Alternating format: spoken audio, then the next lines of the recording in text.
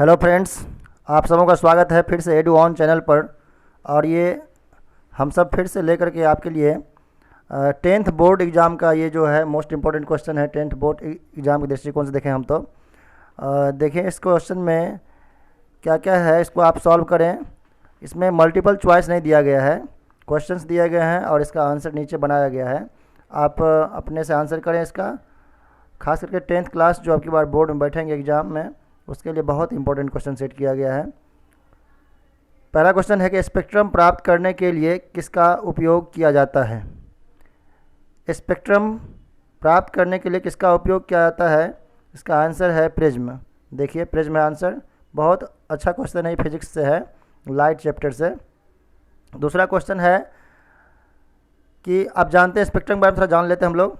Spectrum जो है प्राप्त करने के लिए, यानी जो हम लोग स्पेक्ट्रम जो वर्णपट प्राप्त करते हैं, कैसे प्राप्त करते हैं, तो एक ऐसे आपकी किताब में बना हुआ होगा जो प्रिज्म होता है। इससे लाइट, वाइट लाइट आती है 7 कलर में, ये ऐसे बढ़ जाती है, जिसको जो है एक वाइट स्क्रीन पर प्राप्त कर लिया जाता है और इसी को हम लोग कहते हैं स्पेक्ट्रम। तो ये स्पेक्ट्रम प्राप्त करने के लिए किस चीज़ का यूज किया जाता है, तो ऑप्शन में आपको ढेर सारा ऑप्शन रहेगा, चार ऑप्शन, तो उसमें से चूज करना होता है। लेकिन हम यहाँ पर आपको चॉइस यहाँ पर नहीं दिया गया है।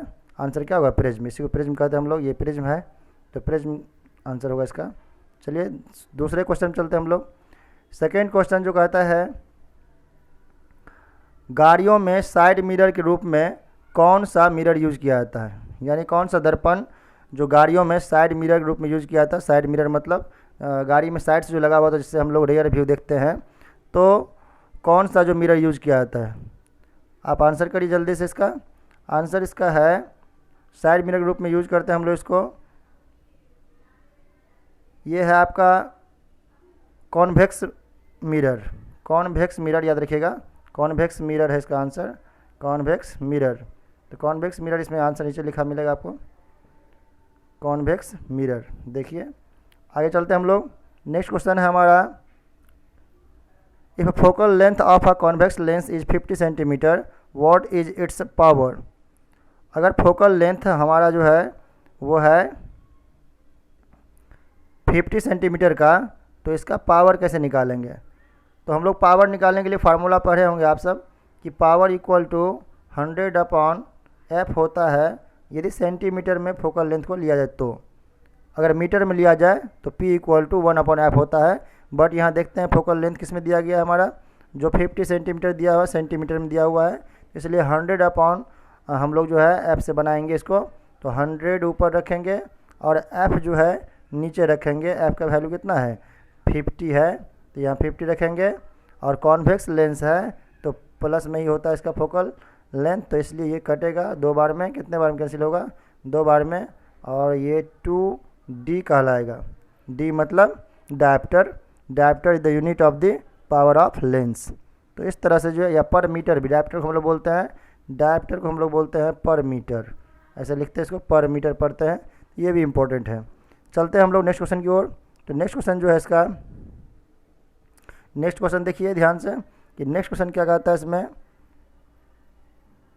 What is the relation between the focal length and the radius of curvature. Radius of curvature में और फोकल लेंथ में क्या रिलेशन है। तो आप देखते हैं कि कोई भी मिरर, आप सपोज करिए एक मिरर हम बनाते हैं, यहाँ पर कनकेव मिरर है ये, सपोज करिए, और इसका जो है ये पोल है, बीच में पोल होता है, यहाँ पर ये पोल है, और इसका जो आप देख रहे हैं ये प्रिंसिपल एक्सिस कहलाता है। इसमें सेंटर ऑफ कर्वेचर इसको मान लिया जाता है, और ये बीचों बीच होता है, इसका फोकस होता है। तो दोनों में क्या रिलेशन होता है, यहाँ से पोल से लेकर के सेंटर के बीच की दूरी को हम लोग रेडियस बोलते हैं, रेडियस ऑफ कर्वेचर। तो ये रेडियस ऑफ कर्वेचर में, और यहाँ से पी से लेकर के फोकस तक की दूरी को हम लोग, पोल से फोकस की दूरी को बोलते हैं एफ बोलते हैं, छोटा एफ लिखते हैं इसको, फोकल लेंथ बोलते हैं। तो इस आर में और इस एफ में क्या रिलेशन है, तो आपको जल्दी बताना है इसका आंसर। हम लोग पढ़े, आप लोग पढ़े होंगे पहले, F इक्वल टू R/2, ये रिलेशन होता है, F equal to R/2, F equal to R/2। चलिए नीचे आंसर देखिए आप, इसका आंसर जो है F इक्वल टू R/2 है। चलते हैं नेक्स्ट क्वेश्चन में। नेक्स्ट क्वेश्चन कहता है क्या है कि rainbow formation is a phenomenon of rainbow जो बनता है, जो आप 7 रंग का देखते हैं आकाश में, रेनबो जो बनता है वह किस तरह का जो है प्रकाश का घटना है, यानी किस तरह की प्रकाश की घटना है वो रेनबो फॉर्मेशन। तो आपको आंसर दिख भी गया होगा, डिस्पर्सन ऑफ लाइट बोलते हैं प्रकाश का वर्ण विक्षेपण, हिंदी में बोलते हैं प्रकाश का वर्ण विक्षेपण। वर्ण विक्षेपण जो है ये विधि, वर्ण विक्षेपण के द्वारा जो है ये बनता है रेनबो, याद रखिएगा। चलिए चलते हैं हम लोग आगे। अगला क्वेश्चन क्या कहता है, विच mirror is use in saving, saving करने के लिए कौन सा मिरर को यूज किया जाता है, जब दाढ़ी बनाते हैं हम लोग तो उसमें कौन सा दर्पण यूज किया जाता है, आंसर है अवतल दर्पण या concave mirror, concave mirror answer इसका। उसके बाद है कि what is the focal length of the lens which have power, यह छूट गया है आपको, विच हैव पावर यहाँ होगा हैव या has, which has power is which power is sorry which power is -4D, तो -4D पावर दिया गया है, तो इसका जो है फोकल लेंथ क्या रहा होगा, उसी फार्मूला से हम लोग फिर बनाएंगे। तो हम लोग जानते हैं कि पावर इक्वल टू होता है 1/f, और सेंटीमीटर में अगर लेंगे तो 100/f होगा। तो P जो दिया हुआ है आपका -4D दिया हुआ है 4D, तो 100/f करेंगे, यहाँ से f निकालेंगे तो 4 से कैंसिल आउट करेंगे तो हमारा यहाँ से आंसर मिलेगा, लेकिन 1/f से बनाएंगे तो मीटर में आएगा, ऐसे सेंटीमीटर में आएगा आपका। तो यहाँ आंसर हम लोग देखते हैं, इसका आंसर जो है 25 सेंटीमीटर है, यानी कि 100/f से बनाया होगा। चलिए नेक्स्ट क्वेश्चन चलते हैं हम लोग।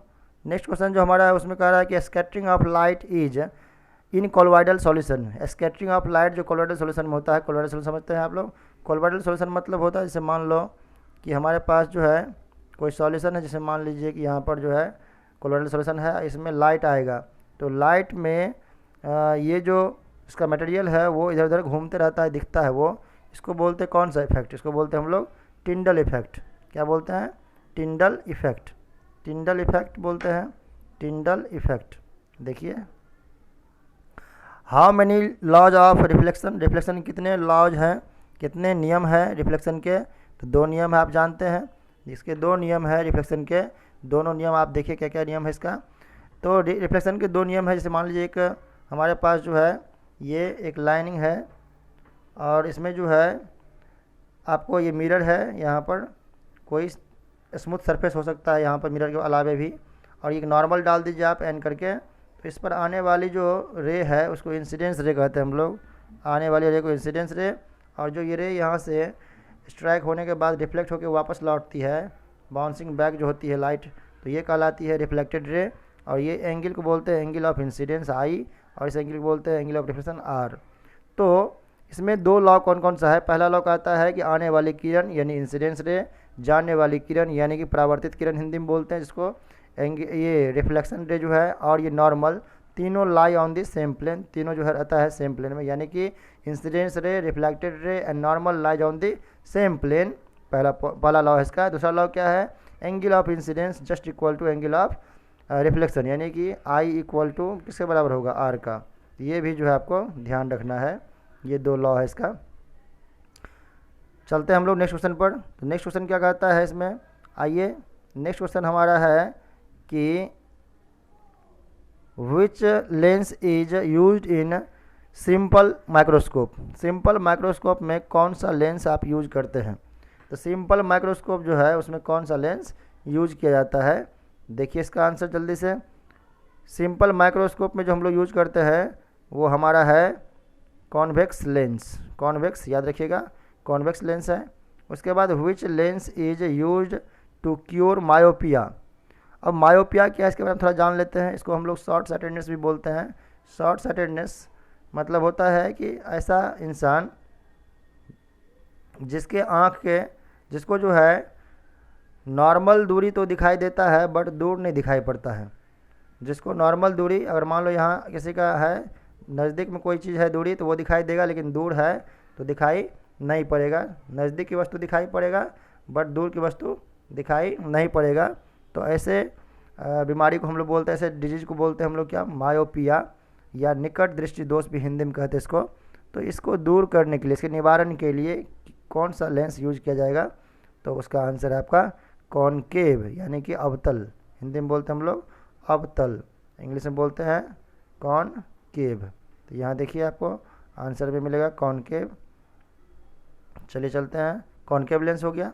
उसके बाद अगर पूछेगा आपको हाइपरमेट्रोपिया, तो हाइपरमेट्रोपिया में पूछ सकता है। अभी मायोपिया में पूछा तो आप कह सकते हैं यहाँ से कॉनकेव, लेकिन हाइपरमेट्रोपिया, मायोपिया में तो कॉनकेव है यहाँ पर, और हाइपरमेट्रोपिया इसी में पूछेगा, उसको दूरदृष्टि दोष बोलते हैं हिंदी में, तो वहाँ हो जाएगा आपका कॉन्वेक्स। तो ध्यान रखें इसको। चलिए नेक्स्ट चलते हैं हम लोग नेक्स्ट क्वेश्चन पर। नेक्स्ट क्वेश्चन हमारा कहता है क्या, 12 नंबर में है कि image formed in human I at the dash. किस चीज़ पर इमेज बनता है मनुष्य की आँख में? मनुष्य की आँख में इमेज जो बनता है वो किस चीज़ पर बनता है? तो आप पढ़े होंगे मनुष्य की आँख का संरचना, तो उसमें लगभग गोलाकार हम लोग ऐसे करके पढ़ते हैं मनुष्य की आँख की संरचना। उसमें जो है आई लेंस होता है, उसके ऊपर में इधर जो है आपका जो है यहाँ पर आपका कॉर्निया और आइरिस होता है। उसके पीछे जाएंगे आपको यहाँ पर जो है आपको रेटिना जो है देखने को मिलेगा, रेटिना यहाँ पर, और ये रेटिना पर ही इमेज बनता है। यहाँ से आपको जो है ऑप्टिक नर्व्स बाहर निकलता है, तो रेटिना पर ही इमेज बनता है। तो आंसर क्या होगा बताइएगा? इमेज कहाँ बनता है मनुष्य की आँख में? इमेज जो है किसी भी ऑब्जेक्ट का, इमेज जो है किसी भी ऑब्जेक्ट का कहाँ बनता है? तो कहाँ बनता है बताइए? रेटिना बनता है। तो याद रखें इसको, रेटिना पर बनता है इमेज। देखिए आंसर इसका क्या है, रेटिना दिया हुआ है, तो रेटिना आंसर है, याद रखिएगा, बहुत इंपॉर्टेंट है। नेक्स्ट क्वेश्चन है आपका 13 नंबर में, the far point of the normal I is, मतलब कोई भी आँख जो नॉर्मल आँख है, स्वस्थ आँख है, वो कितना दूर तक देख सकता है मैक्सिमम? तो फार पॉइंट उसका कितना है? अनंत होता है, इन्फिनिटी, यानी इन्फिनाइट, बहुत लंबा देख सकता है, बहुत दूर तक देख सकता है, अनंत देख सकता है। बहुत इंपॉर्टेंट ये भी है। अब इसी में कोई पूछ देगा आपको, ये फार पॉइंट है, इसी में पूछ देगा नियर पॉइंट क्या होता है? Near point for distinct vision, तो आप 25 सेंटीमीटर इसका कहेंगे, 25 सेंटीमीटर, 25 सेंटीमीटर होता है नियर पॉइंट, यानी कि डिस्टिंक्ट विजन, स्पष्ट दृष्टि की न्यूनतम दूरी बोलते हैं हम लोग हिंदी में, तो ये 25 सेंटीमीटर होता है। और फार पॉइंट अगर पूछेगा, नियर पॉइंट 25 सेंटीमीटर, अब फार पॉइंट पूछेगा तो आप बताएंगे इन्फिनाइट। दोनों क्वेश्चन याद रखिएगा, हम एक तो सेट कर दिए हैं, एक बता दिया आपको। 25 centimetre is the near point for the normal I, but the far point for the normal I is infinite, यानी कि इसका जो है अनंत तक आप देख सकते हैं इसको। बहुत इंपॉर्टेंट है ये, याद रखिएगा। चलिए हम लोग चलते हैं नेक्स्ट क्वेश्चन पर। नेक्स्ट क्वेश्चन हमारा जो है 14th नंबर में है, the formula comes from the Ohm's law. Ohm's law में कौन सा फार्मूला डिडक्ट होता है? तो ओम्स लॉ में जो फार्मूला यूज होता है आप पढ़ते हैं, V इक्वल टू क्या होता है? IR। ओम्स लॉ जानते होंगे आप लोग, ओम्स लॉ जो पढ़े होंगे तो उसमें स्टेटमेंट है कि at the constant temperature the potential is directly proportional to current, या फिर the current is directly proportional to potential, यानी कि V जो है डायरेक्टली किसका होता है? I का, और इसको यदि आप रिप्लेस करते हैं तो V इक्वल टू RI आपका आता है, जिसको बोलते हैं ओम्स लॉ। तो यहाँ देखिए V इक्वल टू IR आपके पास ऑप्शन होगा, यहाँ आंसर होगा V इक्वल टू IR। इसको रट जाइए, ये क्वेश्चन बहुत बार आपको परीक्षा में पूछ चुका है। यहाँ से 2 क्वेश्चन और उठाता है, हम दोनों बताते हैं आपको। यहाँ से 2 क्वेश्चन और क्या पूछता है, एक क्वेश्चन पूछता है कि ओम्स कांस्टेंट क्या है? तो ओम्स कांस्टेंट है R, रेजिस्टेंस है ओम कांस्टेंट, और पूछेगा कि ओम्स लॉ में किसको कांस्टेंट रखा जाता है? तो ओम्स लॉ में जो है टेम्परेचर को कांस्टेंट रखा जाता है। दोनों क्वेश्चन को भी याद कर लीजिए, और ये फार्मूला तो याद रहना ही चाहिए। इस पर न्यूमेरिकल्स पूछने लगा इधर, आपको इंटर में भी पूछता है, यानी कि 12th बोर्ड में भी पूछता है ये वाला क्वेश्चन, और आपको 10th में पूछता है। बहुत इंपॉर्टेंट ये क्वेश्चन है, आप रट जाइए इस क्वेश्चन को, बहुत ही इंपॉर्टेंट है। चलते हैं हम लोग नेक्स्ट में। नेक्स्ट में कहता है कि volt is equal to, volt किसके बराबर होता है? तो आप जानते हैं वोल्ट किसके बराबर होगा। आइए फार्मूला एक पढ़ते हैं, W इक्वल टू जो होता है, W इक्वल टू जो होता है, W इक्वल टू क्यू भी के बराबर होता है, W इक्वल टू क्यू भी के बराबर होता है। W इक्वल टू जो होता है वो क्यू भी के बराबर होता है, तो अब W इक्वल टू क्यू भी लिखें। अब देखिए यहाँ से हम निकालेंगे कौन सी वोल्ट, तो V निकालेंगे जब, तो W अपॉन क्यू होगा। W वर्क डन है, तो W के बदले हम क्या लिखेंगे बताइए? जूल लिखेंगे, और Q के बदले में कूलम लिखेंगे, तो जूल पर कूलम आंसर होगा इसका, यानी volt just equal two joule पर कूलम। यहाँ से आप फार्मूला याद कर लें इसको, और इससे आप यूनिट निकाल सकते हैं इसका, तो देखेंगे आंसर यहाँ पर जूल पर कूलम। नेक्स्ट क्वेश्चन कहता है कि the concept of the fuse works on किस कॉन्सेप्ट पर फ्यूज जो है काम करता है, फ्यूज जो काम करता है वो किस कॉन्सेप्ट पर काम करता है। तो फ्यूज जो है हमारा, आप देखते हैं जो सुरक्षा तार लगा हुआ होता है, हिंदी में बोलते हैं सुरक्षा तार, इस फ्यूज को सुरक्षा तार जो है वो किस कॉन्सेप्ट पर काम करता है। तो ये होता है हीटिंग इफेक्ट ऑफ करंट पर। हीटिंग इफेक्ट ऑफ करंट के बारे में जो है जूल्स नाम का साइंटिस्ट था, जूल ने बताया था। उन्होंने कहा था कि किसी भी वायर में यदि रेसिस्टेंस उसमें है और टी टाइम तक उसको क्या किया गया है, उसमें करंट प्रवाहित किया गया है, तो वो जो है I² से, इसमें जो है I² फार्मूला होता है जिससे हीट प्रोड्यूस दिखा सकते हैं आप I² से। तो I करंट है, R रेसिस्टेंस है, T टाइम है और H जो है वो हीट एनर्जी है। तो ये हीटिंग इफेक्ट ऑफ करंट के कारण से ये जो है फ्यूज वर्क करता है, याद रखिए इसी कॉन्सेप्ट पर। चलते हैं हम लोग नेक्स्ट क्वेश्चन पर। नेक्स्ट क्वेश्चन जो है उसमें क्या है देखते हैं 17 नंबर में। What is the SI unit of resistance. Resistance का SI यूनिट क्या है, तो ओम है।